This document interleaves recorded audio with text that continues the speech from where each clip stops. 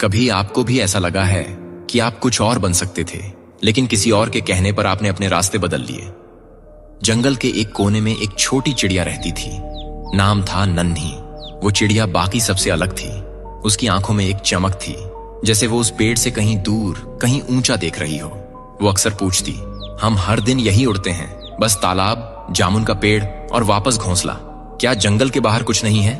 उसके झुंड की बुजुर्ग चिड़िया बोली, बाहर की दुनिया आसान नहीं है नन्ही। वहां शिकारी हैं जो सिर्फ पंख नहीं, सपने तोड़ देते हैं। और कई बार अकेलापन इतना गहरा होता है कि अपनी ही आवाज डराने लगती है।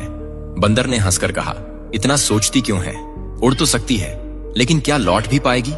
नन्ही चुप रही, लेकिन उसके भीतर कुछ लगातार बोल रहा था, अगर मैं नहीं गई तो मैं कभी जान नहीं पाऊंगी कि मैं क्या हूं। और एक सुबह जब सब सो रहे थे, वो उड़ गई, बिना बताए, बिना रुके। ऊंचाई जैसी उसने कभी महसूस नहीं की थी। पहाड़, मैदान, सूखे पेड़, चमकते तालाब और फिर खुलापन। ना कोई सीमा, ना कोई झुंड, बस हवा और वो। लेकिन कुछ ही घंटों में थकान, डर, अकेलापन घेरने लगे। कहीं बैठने की जगह नहीं, कोई दिशा नहीं। उसने खुद से पूछा, क्या मैंने गलती कर दी? और तभी एक दूर की चिड़िया दिखी जो मुस्कुराते हुए बोली, हर उड़ान में डर होता है, पर अगर तू रुकती तो तू ये कभी जानती ही नहीं कि तुझमें इतना दम है। नन्ही लौट आई, लेकिन वो वैसी नहीं थी जैसी गई थी।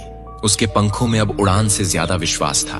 उसने बाकियों को वो दुनिया दिखाई जो किसी ने देखी ही नहीं थी। हम सभी उस नन्ही चिड़िया की तरह हैं। हमारे अंदर कुछ और बनने की चाह होती है, कुछ और देखने की, कुछ नया करने की। लेकिन हमारा झुंड यानी समाज, परिवार, दोस्त अक्सर हमें सुरक्षा के नाम पर रोकता है।